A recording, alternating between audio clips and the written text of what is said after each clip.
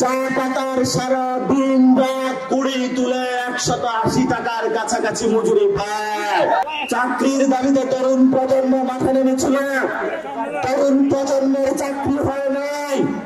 আমরা রক্ত দিয়েছি, চাই না, এখন আমরা চাকরি চাই। আগামী আগস্ট মাসের 3 তারিখে আমরা সবাই ঢাকায় একত্রিত হব। আগামী 3 তারিখে সবাই শহীদ মিনারে একত্রিত হন। গত 15 বছরে আপনারা রাজপথে থেকে শেখ হাসিনার বিরুদ্ধে যুদ্ধ চালিয়ে গিয়েছিলেন। অবশেষে আপনারা শেখ হাসিনাকে ভারতে পালাতে বাধ্য করেছিলেন। কিন্তু যখন আন্দোলন শুরু হয়েছিল, এই আন্দোলন শুরু হওয়ার সময় আমাদের একটি বড় দাবি ছিল, বর্তমান বাংলাদেশে 50% কাছাকাছি যে তরুণ প্রজন্ম রয়েছে, মা বাবার টাকা খরচা করে ইউনিভার্সিটি কলেজে পড়াশোনা করে যখন বাংলাদেশে একটি চাকরির জন্য কারাগারে ঘোরাফেরা করছিল, সংসদে খুনি হাসিনার বাহিনী বৈষম্য করে শেখ ফ্যামিলির যারা রয়েছে আওয়ামী লীগকে নিয়োগ দেওয়ার ব্যবস্থা করেছিল। কিন্তু খুনি হাসিনা চলে গিয়েছে। আমরা যে পড়ার টেবিল থেকে উঠে এসেছিলাম, সেই পড়ার টেবিলে এখনো আমাদের ভাইরা বসে আছে। বাংলাদেশে এখনো কোন কর্মসংস্থান সৃষ্টি হয় নাই।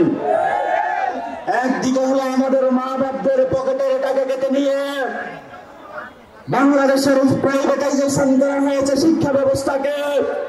সরকারি শিক্ষা ব্যবস্থার কোন উন্নয়ন করা হয় না।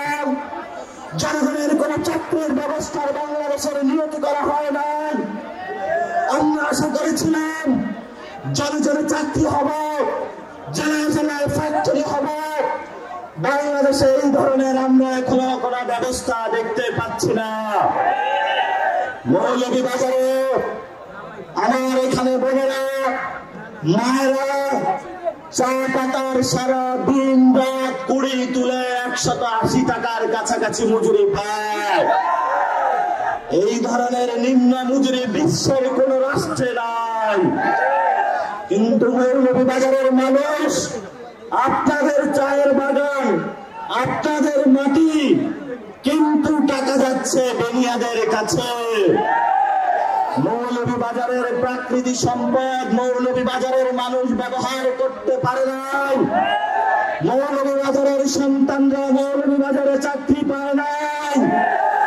মৌলভীবাজারের মানুষেরা মৌলভীবাজারে শিক্ষা পায় নাই।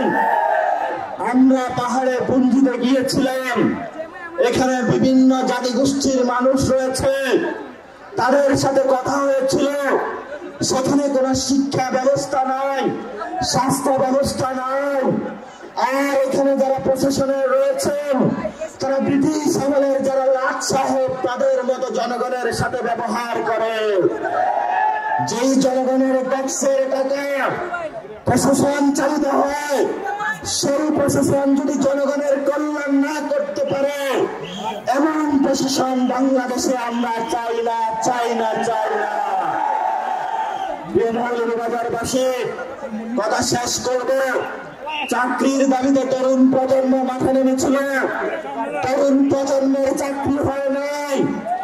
উপদেষ্টাদের গাড়ি হয়েছে, উপদেষ্টাদের সবকিছু হয়েছে, বড় বড় মাফিয়াদের সবকিছু হয়েছে, ব্যবসা বাণিজ্য দখল হয়েছে।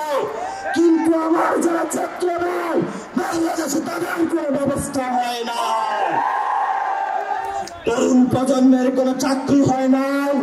যারা মিডল ক্লাস ফ্যামিলি রয়েছে, রাইজিং মিডল ক্লাস রয়েছে, তারা যখন সবজি কিনতে যায়, আমাদের বাচ্চার ব্যাপারে বেচারা কিছু কেনাকাটা না করে এখনো ফ্যামিলিতে ফিরে যায়। এমন বাংলাদেশ আমরা চাই না। এনসিপির নেতৃত্বে ভবিষ্যতে বাংলাদেশে যদি জনগণের সরকার গঠন হয়, সেই জনগণের সরকারের ক্ষেত্রে আমরা 64 জেলায় চাকরির ব্যবস্থা করব, ম্যানুফ্যাকচারিং হাব বাড়াবো, বিভিন্ন জায়গায় টেকনিক্যাল এডুকেশন চালু করব। বাংলাদেশের তরুণ প্রজন্মকে কিভাবে একটি শক্তিশালী ফোর্স হিসাবে ব্যবহার করা যায়, আমরা এই দক্ষতা বুঝি। এনসিপি এটা নিয়ে কাজ করব। তরুণ প্রজন্ম আমরা কোন ফেলনা জিনিস না, আমরা রক্ত দিয়েছি, দিতে চাই না, এখন আমরা চাকরি চাই। চাকরির দাবিতে, সংস্কার দাবিতে, নতুন সংবিধানের দাবিতে, শেখ হাসিনার বিচারের দাবিতে, একই সুন্দর বাংলাদেশের দাবিতে আমরা 64 জেলায় যাচ্ছি। 3 আগস্ট, আগামী আগস্ট মাসের 3 তারিখে আমরা সবাই ঢাকায় একত্রিত হব। আমাদের শহীদদের নিরাপত্তার জন্য, সংস্কারের জন্য, বিচারের জন্য আমাদের একটা লিখিত দলিল প্রয়োজন, আমাদের জুলাই ঘোষণাপত্র প্রয়োজন।